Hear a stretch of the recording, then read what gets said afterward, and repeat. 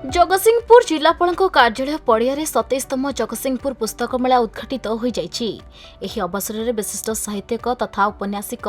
भागीरथी दास मुख्य अतिथि भाव में जोग देथिबा बेले जगतसिंहपुर विधायक अमरेन्द्र दास सम्मानित अतिथि भाव में जोग देथिले। उक्त कार्यक्रम में साहित्य मंच अतिथि माने पुस्तकर आवश्यकता उपयोगिता तथा गुरुत्व संपर्क में आलोकपात करथिले। एहा परे सांस्कृतिक कार्यक्रम परिवेषण करा जायथिला।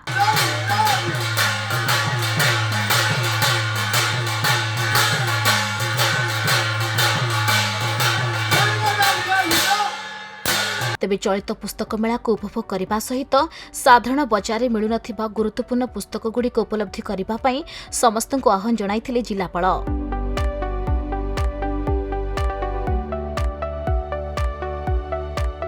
आमर सकाळू माँ शारला मंदिर ज्योति भी आसी सारी जोटा आमर मंच उपर रही 7 दिन आमर आज संध्यारे मान्यवर विधायक जगतसिंहपुर मान्यवर विधायक एरसमा बालिकुदा बाकी आमर जो आज चीफ गेस्ट अच्छा विशिष्ट साहित्यिक अच्छा बाकी समस्त स्कूल कॉलेज पिला भी आसुच्चंती स्थानीय बुद्धिजीवी समस्त आसुच्चंती भावुची कि आज स्टॉल जो परिदर्शन करेंगे बहुत भल भल बही भी रही सबुठ एथर ए वर्षर ये रही आमर समस्त गौरव जो आदिकवि शारला दासंकर जो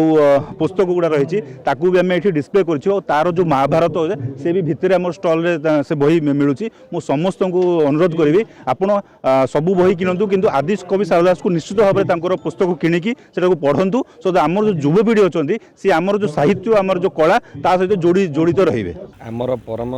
सौभाग्य आम सहित औपन्यासिक गाल्पिक 500 रु ऊर्ध्व बही लिखि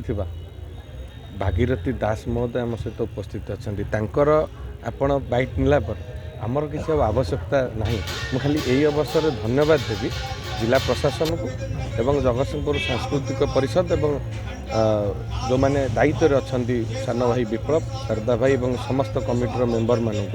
आज से अक्लांत परिश्रम कर आज 27 वर्ष पहुँचती एवं आर जो श्री वृद्धि होती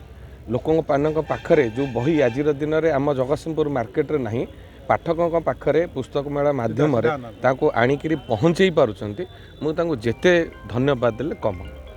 जगतसिंहपुर उमाकांत पात्रଙ୍କ रिपोर्ट खबर ओडिशा।